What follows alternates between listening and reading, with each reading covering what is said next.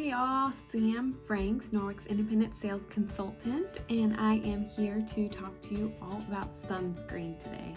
So a little bit of my background. At 29, I ended up with melanoma on the back of my calf, and luckily just with surgery they were able to fully take care of that. But the factors that were involved with me having that melanoma was not actually hereditary, and they linked it to environmental factors not related to the sun.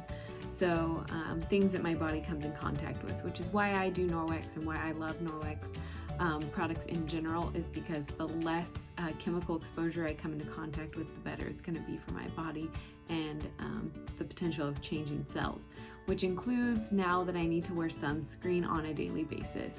So Norwex does have sunscreen, and I absolutely love it. It is the best sunscreen I've ever tried. I've tried and spent lots of money on different sunscreens and done lots of research. So I wanted to come to you and bring the information that I know about sunscreen and the sun, and let you know why I think that Norwex is the best out there on the market that I have ever had the opportunity to try. So first of all, let's talk about the sun's rays. So there's two rays, and broad spectrum sunscreen covers both of these, UVA and UVB rays. So UVA rays penetrate deep into the dermis, which is the skin's thickest layer, and it's long wave ultraviolet light. So this generally has to do more with how your skin looks as it gets older. If you spend a lot of time in the sun without UVA protection, your skin can look old and leathery. UVB is having to do with superficial burns and plays a role in the development of skin cancer, and is short wave ultraviolet light. And there's two types of sunscreen, and then one that kind of blends the two together.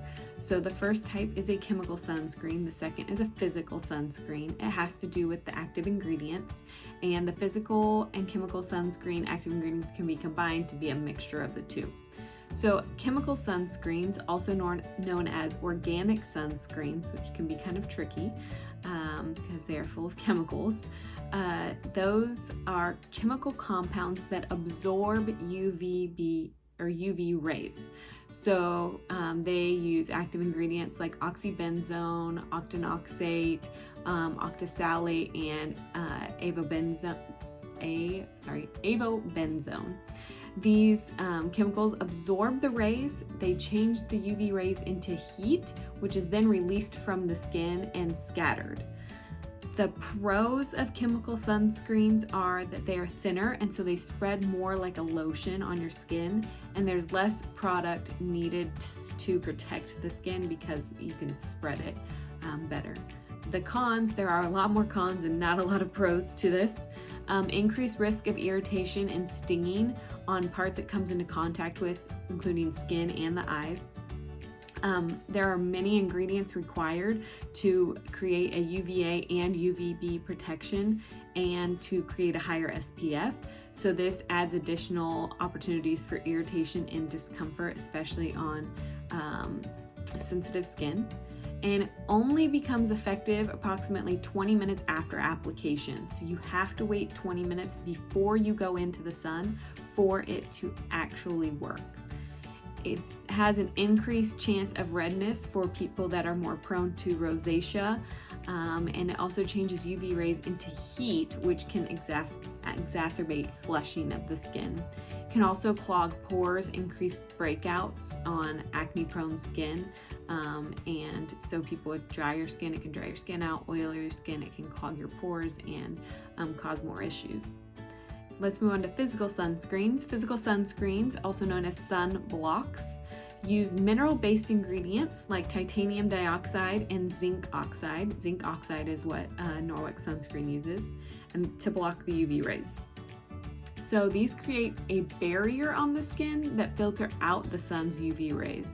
So it works by staying on top of the skin to deflect and scatter damaging UV rays away from the skin. So it's not absorbed and dispersed, it's actually just deflected away from the skin. So the pros of physical sunscreen: it offers protection for both UVA and UVB rays.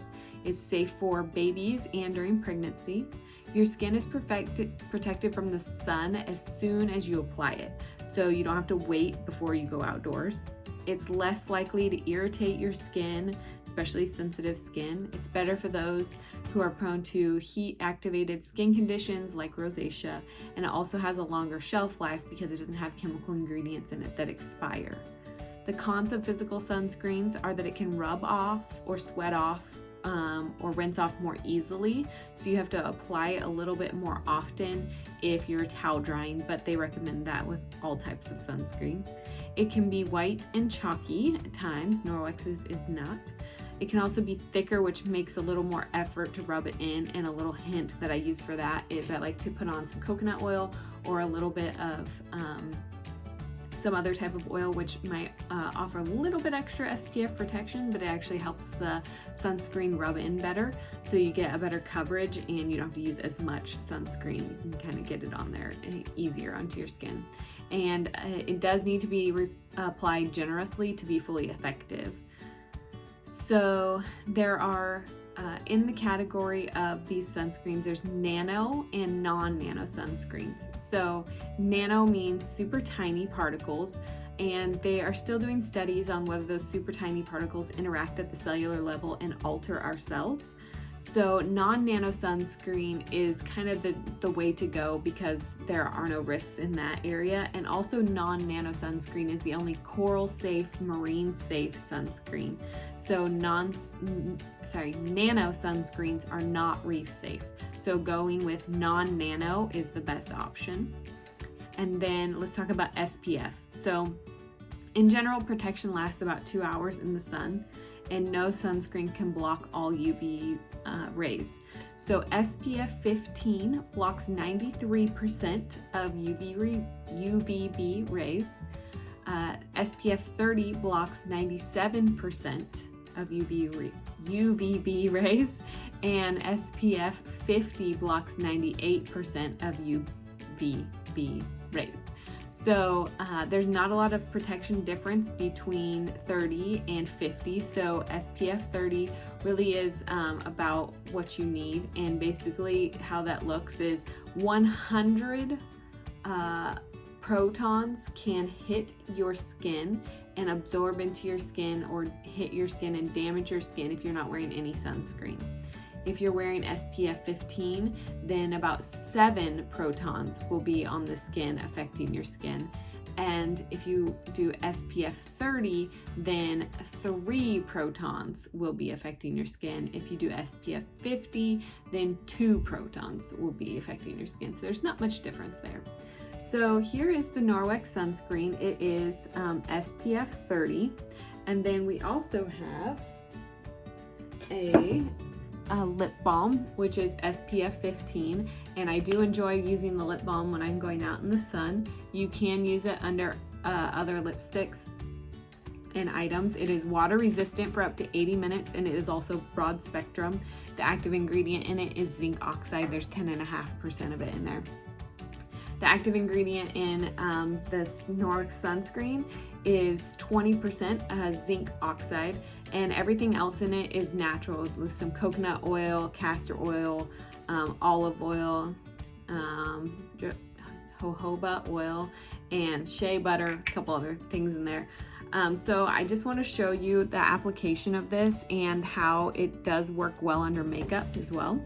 So I'm just going to, that's probably actually too much, but we will see. This will probably do my face and my neck, so I'm going to put a little bit down here before I start.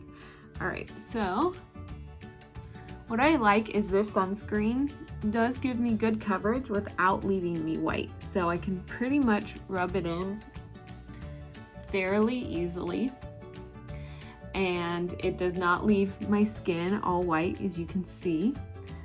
And now I'm going to put on a little bit of makeup over it in just a minute, so you guys can see that you can use makeup over it, but I'm going to put it here on my arm too, just so you can see how it is on the body. So you saw just that little bit can pretty much do my entire lower arm. So you don't need a ton, you just need to make sure that you get full coverage.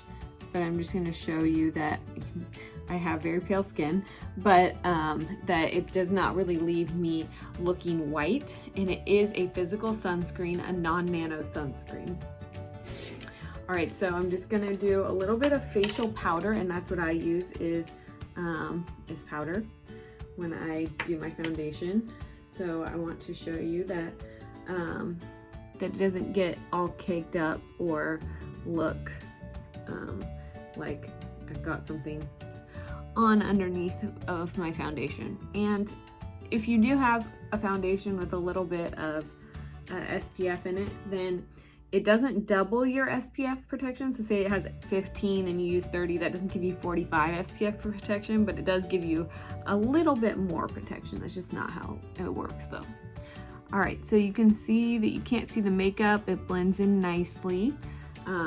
It goes on well, and I don't have any issues with the sunscreen affecting the application of my makeup. So if you have any questions about the sunscreen, please don't hesitate to comment or message me, and you can go to createahealthyhome.biz and order your sunscreen. I hope you have a great day. Bye.